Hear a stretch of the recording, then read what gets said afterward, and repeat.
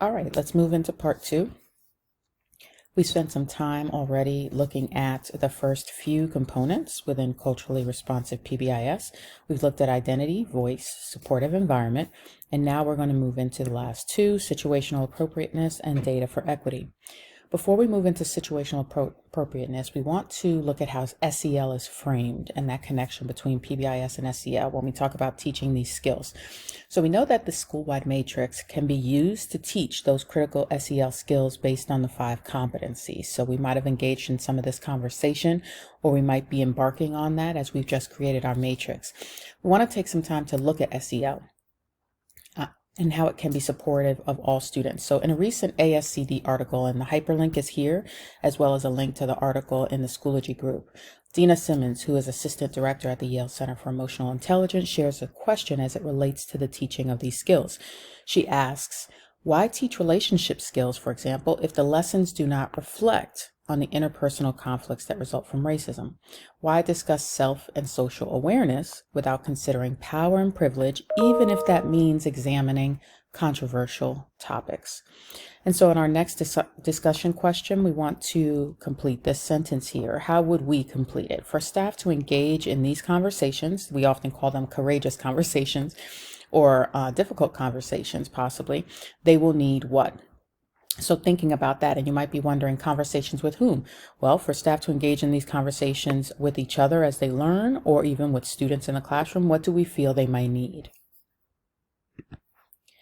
All right, so let's move into this next, the fourth component, situational appropriateness. What is this all about? It's the ability to determine what types of behavior will ensure positive outcomes in a given setting, and includes altering one's behaviors when settings, contexts, or companions change, right? So how do kids adjust their behavior depending on where they are? Staff who seek to validate and affirm students will refrain from making assumptions about student behavior, but instead seek to understand it. This does require some interesting reflection as well as action. It requires conscious attention to the dynamics of cultural difference between staff, students, and our environment. Staff have an understanding of their own values and how those values influence their expectations and interpretations of student behavior. And this ties into that class and office managed behavior chart we developed.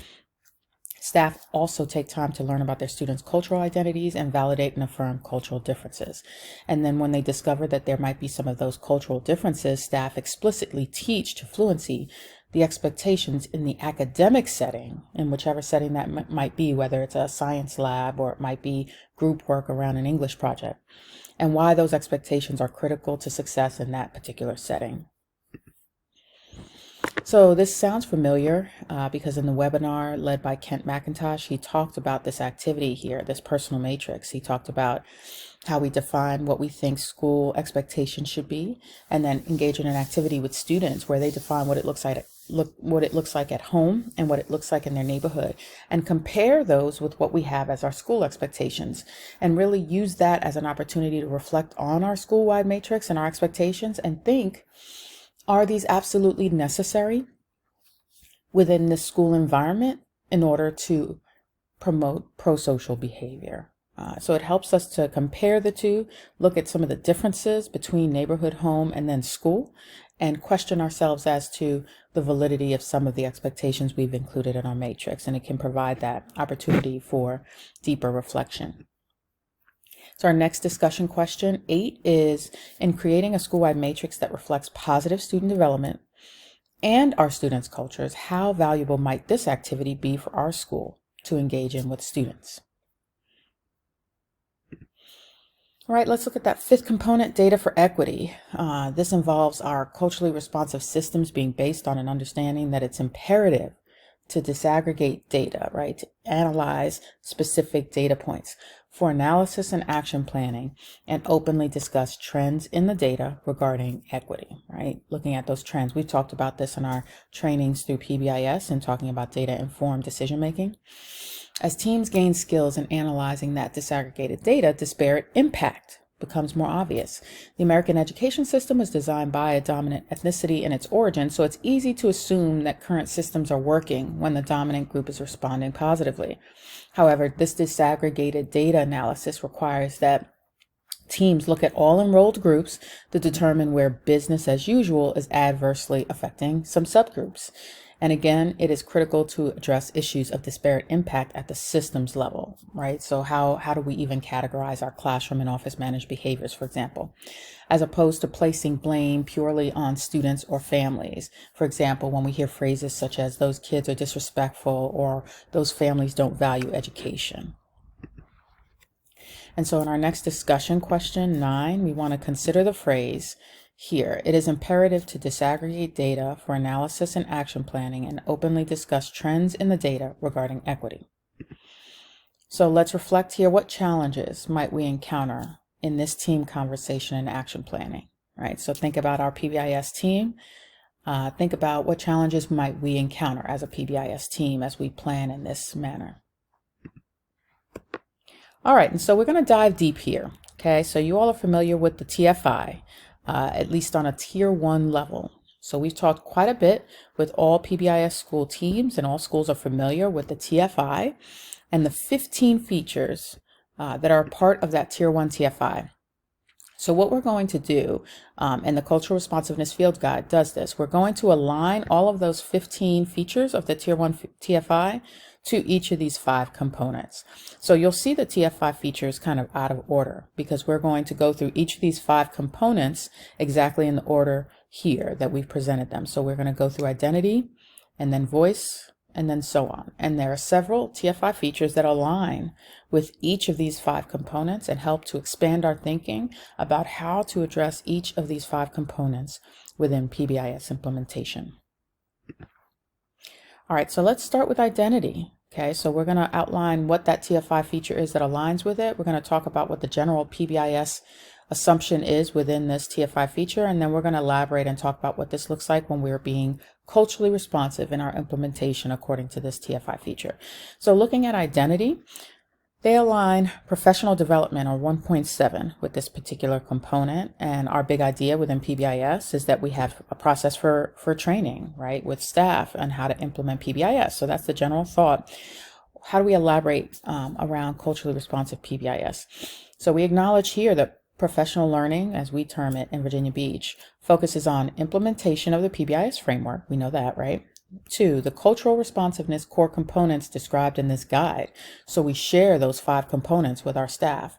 And then 3, historic context and present day issues specific to the school's underserved population. So we do discuss some levels of history, right? And how that impacts our community and our kids and our families. And so 3 components of identity awareness that we address with staff over time is understanding one's identity as a staff member, assisting students in their own personal identity awareness, and then understanding community identity. So that's a big piece that aligns with that component of identity. So I attended a session with Dr. Lakeisha Parrott earlier this year, and she explored cultural identities, and she shared information that was presented through literature by Gary Howard in 2015. And she had us to explore how we identify ourselves in these 6 areas here. So she had us reflect on how we would brainstorm, how we think about what these areas are for us. And it was a very helpful reflection. So that's one example of a way that we can brainstorm around culture. Culture is more than just race and ethnicity, right? So I want to take some time here with you all to think about what you've seen out there and what activities you might have been a part of. So review the following identity exploration activities here. These are 4 that I am aware of and my coaching team is aware of here. The cultural frame, my multicultural self, teaching strategy, identity charts, and then diversity rounds, which is shared on the culturally responsive practices stockpile. And so you can explore these 4 identity exercises. And I want to know from you all, which would be most beneficial, do you think, for exploring identity with staff? And maybe do you know of any other activities that might be more effective to engage staff in this conversation around identity and culture? All right, let's look at our second component, which is voice. Okay, and so for some of these 5 components, you'll see that there are multiple TFI features that align with it. So for voice, team composition 1.1 is the first TFI feature that aligns with voice. And so this has to do, this our PBIS big idea, is just that, PBIS teams have that knowledge. They're representative of our stakeholders. They have some authority, right? This is who's on the team, right? And so culturally responsive PBIS shares that our leadership teams not only include stakeholders as team members, but actively elicit that meaningful participation, right? Ownership, voice. We have broad representation, particularly looking at underserved families and cultures. And although teams should be small, right, family voice is critical. So if we want to keep our team size manageable, we want to possibly think about how we use subcommittee structures and have families represented on the subcommittees. Okay, we're still looking at voice here. That second component, 110, which is faculty involvement, also aligns with voice. So we usually discuss this as a PBIS big idea, as faculty voice being essential, right, to establishing and maintaining that commitment and consistency among staff through implementation.